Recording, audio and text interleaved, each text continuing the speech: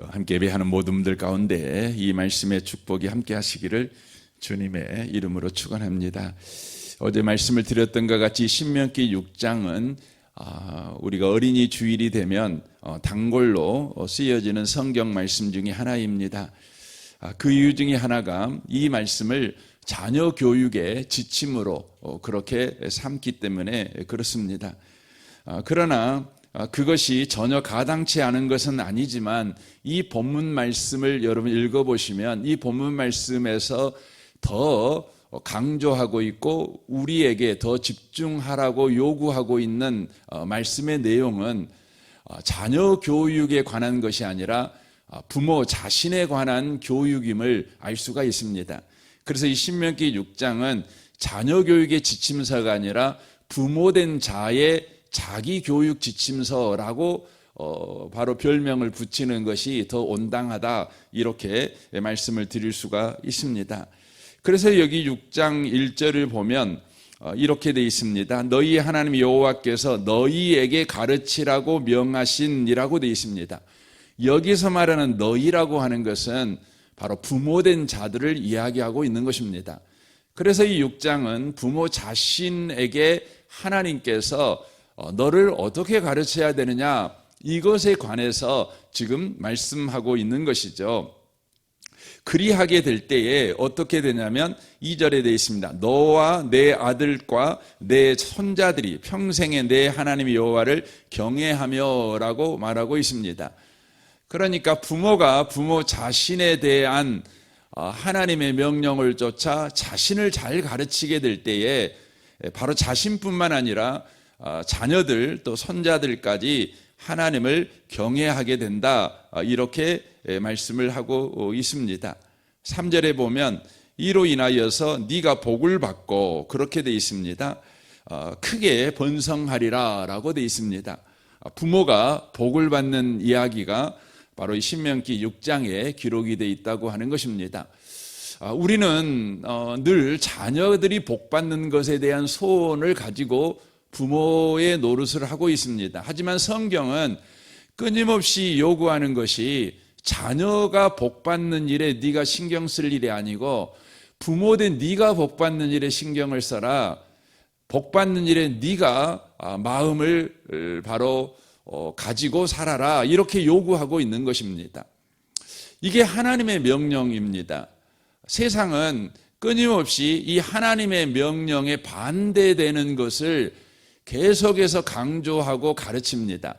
그건 무엇입니까? 자녀가 잘 되기 위해서 바로 가르쳐라. 부모가 그렇게 해가지고 네 자녀가 복 받겠냐? 자녀들을 잘 가르치라고 끊임없이 바로 요구하는 것이죠. 지금 전 세계가 인구가 지금 폭발적으로 늘어나고 있는 것이 아니라 반대로 폭발적으로 줄어들고 있습니다. 우리나라만 지금 인구가 소멸되어지고 있는 것에 문제를 가지고 있는 것이 아니지요.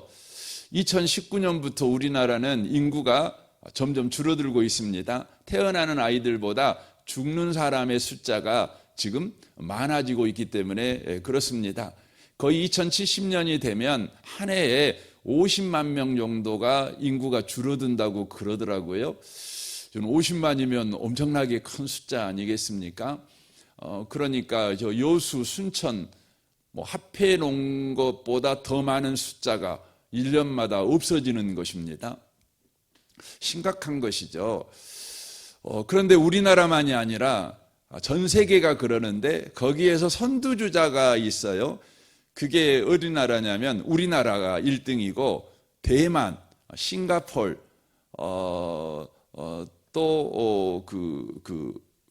어디입니까? 지금 이런 나라들이에요. 한국, 대만, 싱가폴, 홍콩, 이런 나라들인데 이런 나라들의 공통점이 있습니다. 그 공통점이 뭐냐면 자녀 교육에 어떤 나라보다 열심히 나라들입니다. 자녀 교육에. 그러니까 자녀가 좋은 대학 가게 하는 일에 목을 맨 나라들이 바로 좀 전에 소개해 드렸던 그런 나라들입니다. 그 나라들의 공통점은 지금 자녀를 낳지 않습니다. 아니, 결혼 자체를 안 하려고 합니다. 왜 그러냐면 자녀 하나를 성공시키려고 하니까 자신이 부모의 삶을 그냥 소위 세상 말로 갈아갖고 넣어야 되는 거예요. 부모의 삶을 통째로 갈아서 넣어야 자녀가 이 사회에서 성공할 수 있는 가능성이 있는 거예요. 그러니까 자녀를 성공시키려고 하다 보니까 자녀를 낳아가지고 자녀를 성공시킬 가능성이 없는 거예요. 아니, 자녀를 낳았다고 하더라도 그 자녀 때문에 자기의 전 인생을 거기에다가 다 넣어야 되는 것입니다. 그래서 조사에 의하면 1960년대에는 한 부모님이 한 자녀를 여러분 돌보는 하루의 시간이 몇 시간이었냐 그러면 1시간밖에 아니었대요. 그러니까 60년대에는 우리 부모님들이 우리를 돌보는 시간이 하루에 1시간 정도. 젖 먹일 때, 뭐 기저귀 갈아줄 때, 뭐 이 정도, 뭐 밥 먹여줄 때, 나머지는 그냥 네 알아서 살아라, 뭐 숙제 검사, 뭐 학교 잘 다녀왔냐 이런 것도 안 하지요. 우리 어렸을 때 생각해 보면 부모님이 공부 좀 해라 이런 말은 그 명절 때 한 번이나 하지 뭐 매일 하는 건 아니지 않습니까? 생각이 나요. 저도 어렸을 때 생각하면 우리 형들도 맨날 그렇죠. 그 뭡니까? 그 마루에 갑자기 그 책가방이 던져지는 소리가 툭 나면 문 열고 가보면 어느새 형들은 어디 사라져 버렸어요. 그래가지고 밤 되면 와요. 그렇죠? 뭐 그냥 그랬던 것 같아요. 저도 어렸을 때 생각해 보면 엄마 꼴을 본 적이 별로 없는 것 같아요. 형들에 의해서 키워졌지. 예, 형들이 키웠어요, 그냥. 저도 8살 때 지금도 생피해갖고 생각나는 장면이 있는데 저희 초등학교 선생님이 그 가정 방문을 했어요. 근데 제가 그때 제 동생 5살 어리거든요. 동생을 제가 업고 있었는데 선생님이 왔는데 코가 이렇게 나왔는데 얘를 업고 있어가지고 이 코를 어떻게 처리를 못 하겠는 거예요. 그래가지고 그냥 어렸을 때 그러잖아요. 들랑달랑 하잖아요. 근데 그 장면이 지금도 너무 생생하고 창피해 죽겠어요. 예, 그랬죠. 동생들 다 우리가 업어서 키웠죠. 근데 요즘 부모님들은 자녀를 키우는데요, 평균적으로 하루에 4시간 이상을 쓴대요. 4시간 이상. 뭐 4시간 이상을 더 쓰시는 부모들이 되게 많잖아요. 아이들을 성공시키기 위해서 그 아이들에게 삶을 갈아내요. 모든 돈, 그냥 뭐 돈 할 것도 없이 시간. 그래서 뭐 부모님, 엄마들을 뭐 나이러라고 그럽니까? 그 애들을 그냥 차에다 싣고 학원 막 뺑뺑이 돌리는 그 일을 하는 거 아닙니까? 그러니까 부모들이 시간이 없어요. 왜냐하면 자식 성공시키기 위해서. 자기 자신을 바로 복된 자로 만들어내기 위해서 자기 자신을 뭐 세상 말로 말하면 성공시키기 위해서 부모 자신이 자기 자신을 위해서 시간을 쓰지를 않아요. 성경은 뭐라고 말하냐면 너를 성공시켜라 이거예요. 너를 복되게 하라 이거예요. 실패한 부모가 되지 말고 복 없는 부모가 되지 말아라. 특별히 그 무엇보다도 하나님 관계에서 실패하지 말아라. 하나님 관계에서 복 있는 부모가 되어라. 이것을 이야기합니다. 이것을 바로 끊임없이 성경은 이야기를 하고 있다는 것입니다. 사랑하는 성도 여러분, 여러분은 여러분 자신이 성경의 요구를 따라 바로 크게 번성하는, 크게 복받는 자가 되기 위해서 여러분 얼마나 여러분 자신을 위해서 시간을 쓰십니까? 그냥 자식들을 냅두세요. 여러분에게 신경 쓰세요. 이게 중요한 것입니다. 우리 한국의 부모님들은 자신의 신앙생활도 다 자식 성공 위해서 쓰잖아요. 기도 시간도 그렇고 예배 시간도 그렇고 그렇습니다. 자녀들을 위해서 모든 걸 투자합니다. 그런데 여러분 안타까운 건 뭡니까? 자녀를 위해서 부모가 그렇게 투자하고 그렇게 헌신했는데 부모의 뜻대로 자녀들이 자라줍니까? 그렇지 않습니다. 자라주지 않습니다. 왜 그럴까요? 하나님이요 막으시기 때문에 그렇습니다. 왜냐하면 부모는 자녀를 복주는 자가 아닙니다. 자녀를 성공시킬 수 있는 자가 아닙니다. 여러분, 오직 복주시는 분은 하나님밖에 계시지 않습니다. 부모가 자녀를 복주게 하려고 노력할 때 우리 하나님은요 어떻게 하셔요? 하나님은 성경에 보니까 시기하신다고 되어 있습니다. 네가 네 자녀를 복주겠다고? 네가 네 자녀를 복주겠다고 하는 것은, 네 자녀를 성공시키겠다고 하는 것은 바로 네 자녀가 바로 너에게 우상이기 때문에 그래. 우리 하나님은 그 우상을 부셔버리기를 원하십니다. 우리 하나님은 한 번도 우리 안에 있는 우상을 봐준 적이 없습니다. 우리 안에 있는 우상을 허용한 적이 없습니다. 우리 안에 있는 우상을 남모라 하신 적이 없어요. 반드시 부셔버리십니다. 그래서 여러분, 분명히 우리가 우리 자녀를 성공시킨 것 같아요. 내가 어렵게 힘들게 해가지고 내 자녀를 좋은 대학 가게 하고 강주에 있는데 애가 서울에 있는 학교를 다닌 거죠. 얼마나 대단합니까? 그리고 애가들이 이제 서울에서 생활하고 이제 서울에 있는 큰 대기업에 이제 취직하게 되는 거죠. 그리고는 여러분 뭐 강주에 있는 아가씨가 아니라 서울에 그래도 그럴싸한 아가씨랑 결혼을 하는 거 아닙니까? 가정을 꾸리죠. 그런데요, 여러분 그래갖고 어떻게 되는 겁니까? 여러분 자식들이요 부모를 몰라요. 그래서 여러분 우리 그런 말 있잖아요. 그냥 그 못난 나무는요 여전히 산에 있어요. 여전히 산. 근데 잘난 나무들은 어떻게 해요?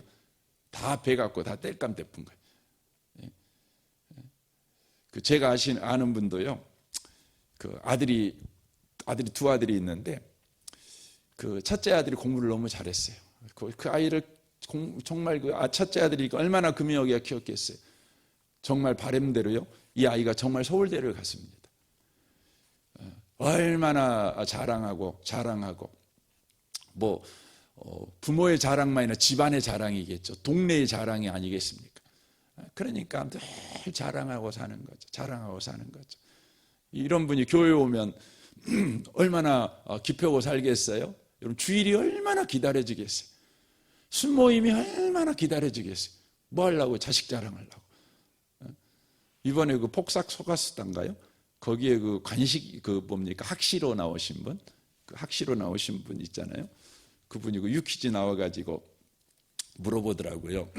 그 유재석이죠. 유재석이가 그 아버지가 돌아가셨는데 아버지가 만약에 살아계셔가지고 그 학시 당신을 만나면 오늘 뭔 이야기를 하겠냐고 그랬더니 그분이 이야기하더라고. 학시가 이번 주일날 교회 오냐 이렇게 물어볼 거라고. 왜 주일날 교회 오냐고 물어보겠어요? 교회 와갖고요. 봤지. 이번에 폭삭수사사 봤지. 나 학시 봤지. 내 아들이야. 이거 자랑하고 싶어갖고 그런다고 이제 그 이야기를 하시더라고요. 우리 그러죠. 여러분 주님 이야기하고 싶어갖고 기다려지는 게 아니라 자식 이야기하고 싶어갖고 우리가 주일을 얼마나 기다리겠어요. 그냥 못 사는 집 제사답기 되게 주일이 오더만 자식이 잘 되면 주일로 늦게 와요. 자랑하고 싶은데 그러잖아요. 그랬어요 이분이. 그런데 둘째는요 막 살았어요. 그래가지고 공고를 갔어요. 고등학교를 공고를 간 거죠. 얼마나 창피한지 몰라요. 그러니까 첫째 아들 보면 주일이 너무 기다려지는데 둘째 아들 이야기하려면 교회 안 가고 싶어요. 수모임 안 하고 싶어요. 그랬습니다. 근데 10년도 안 돼갖고 역전됐습니다. 첫째 아들은요 그렇게 잘 나가는 서울대 가는 아이는요 대학원을 가겠대요. 그래서 대학원 보냈어요. 유학을 가겠대요. 유학을 보냈어요. 근데 취직 못 해갖고 지금까지 놀고 있는 거예요. 근데 공고 나온 아들은요 고등학교 졸업하자마자 취직했어요. 그래가지고요, 따박따박 돈 벌어 와가지고 늘 부모님과 같이 살면서 부모님 먹을 거, 뭐 옷 입을 거 다 하는 거예요. 이제는 첫째 아들 이야기하면 부끄러워 죽겠고, 둘째 아들 이야기하면 자랑스러워요.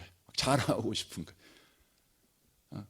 여러분, 그렇게 심혈을 기운 아들은 어느 순간인가 부끄럽게 돼버리고, 그냥 늘 골칫거리여서 어떻게 할 수도 없어가지고 지 맘대로 살아라 그러면 네 맘대로 살아 그냥 그러면 이렇게 내버려둔 자식은요, 부모에게 효도하는 자식이 됐대요.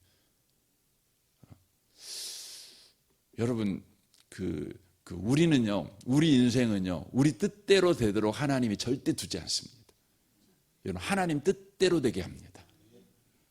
하나님의 뜻은 뭐예요? 하나님이 하나님이라는 거예요. 너는 피조물이다. 하나님만 복 줘. 네가 복을 주는 게 아니야. 이것을 저와 여러분하고 알고 살게 만드는 게 하나님의 뜻입니다. 예수만 믿고 살아가게 하는 게 하나님의 뜻입니다. 하나님의 뜻은 하나님 아버지만 바로 우리의 창조주시며 우리의 하나님이시며 우리의 아버지시고 우리의 반석이시고 우리의 목자십니다. 이것을 알고 살아가게 하는 거죠. 왜입니까? 이래야만 이 땅의 삶에서도 복되지만 영원한 삶에 그 주님과 바로 함께 사는 바로 삶이 주어지기 때문에 그래요. 여러분, 지옥은 어떤 곳이에요? 여러분, 지옥은 여전히 내가 조금만 노력하면 복 받을 것 같아요. 내가 조금만 내가 잘하면 인생 잘 될 것 같아요. 조금만 뭐가 좀 도와주면 될 것 같아요. 여러분, 그곳이 어디냐면 지옥이에요. 그래서 항상 원망해요. 원망해요. 조금만 부모님이 그때 나 도와줬으면, 내가 그때 시험 내가 정신 똑바로 차려서 그때 그냥 답안지 내려서 안 썼기만 했다면 내 인생이 달라졌을 것인데, 계속해서 억울해하고 후회하고 니 탓하고, 이게 뭐냐면 지옥인 거예요. 여러분, 천국은 어떤 곳이에요? 천국은요, 하나님이 나를 도와주셨다는 걸 알지요. 그러니까 하나님 의지하고 사는 거죠. 하나님 바라보고 사는 거죠. 하나님과 함께하는 게 기쁜 거죠. 하나님 찬송하는 게 진심이죠. 하나님께 감사하는 것이 진심이에요. 그것이 천국입니다. 여러분, 하나님의 뜻은요, 아주 단순 명확해요. 우리를 하나님이 창조하셨잖아요. 그래서 성경에 그렇게 돼 있잖아요. 하나님께 감사하지 않으면 어떻게 하나님이 내가 찢어버리고, 이런 과격한 표현을 씁니다. 네가 나한테 감사 안 해? 내가 너 찢어버리겠다. 그러나 네가 감사하냐? 그러면 네 행위가 옳은 거야. 그게 바로 네 행위야. 네가 인간이 해야 될 최고의 행위고 최고의 지혜고, 그게 바로 최고의 품위 있는 행동이고 최고의 예의 바른 행동이야. 그러니까 내가 너한테 하나님의 구원을 보여줄게. 하나님이 어떤 분이신지, 네 인생에서 어떤 일을 하실 수 있는 전지전능함을 가졌는지, 내가 너에게 어떤 계획을 가지고 일하고 있는지를 내가 보여줄게. 이렇게 말씀하는 것입니다. 여러분, 성경은 자녀 교육, 자녀 잘되게 하는 일에 심혈 기울인 인생을 살라고 말씀하지 않습니다. 왜냐하면 너는 안 돼. 너는 안 돼. 내가 너를 부모로 세워놓은 것은 자녀를 성공시키라고 부모를 세운 게 아니고, 바로 하나님이 바로 복 주시는 하나님이다. 이것을 네 인생을 통해서 보여주라고. 그래서 여기 본문에 그렇게 돼 있어요. 여기 보시면 7절을 보십시오. 네 자녀에게 부지런히 가르치며 집에 앉았을 때든지 길을 갈 때든지 누워있을 때든지 일어날 때든지 이 말씀을 강론할 것이며 라고 돼 있잖아요. 여러분, 이 말씀은 맨날 여러분 자녀들하고 함께 갈 때 성경책 딱 들고 다니면서 가면서 말하는 거죠. 야, 성경책 펴라. 오늘은 몇 장 몇 절 이야기 해줄게 하고 이렇게 말하라는 말이 아니에요. 또 가면서 너 성경 외웠냐? 이거 점검하고, 길에 있든지 길거리 가든지. 그래갖고 어떤 부모님들은 이런 분 계셔. 아침에 애들 학교 가는데 이제 책가방 싸고 학교 가야 되잖아요. 다 준비해갖고 이제 밥 먹으려고 앉았어요. 앉았는데 점검하는 거예요. 성경 외웠냐?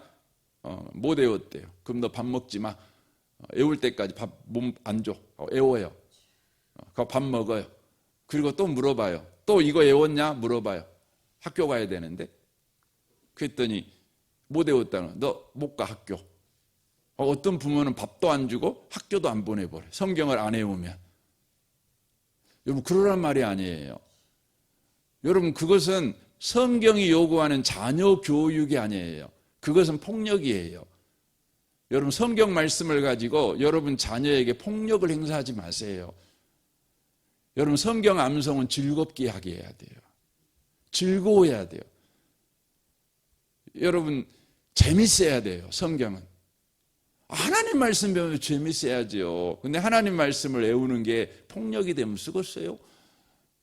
성경 안 외운다고. 저도 그랬거든요. 저도 우리 고등학교 때 무등산으로 이제 수련회를 가요. 그때는 차가 없잖아요. 교회 차가. 제일 기도원에 가갖고 가자마자 이제 우리 형들이 이제 성경을, 그때는 전사님도 없고 그러니까 수련회가 뭐냐면 성경 외워갖고 내려오는 거죠. 제가 사실은 로마서 1장을 외웁니다. 전체를 외웁니다. 그 외우는 이유가 뭐냐면 수련회 가갖고 외웠어요. 안 외우면 밥을 안 줬어요.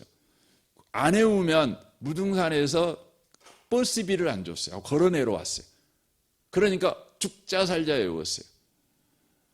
물론 외워갖고 그래도 하나님의 자비하심으로 합력하여 선을 이루어서 외운 것이 지금 저에게 도움이 돼요.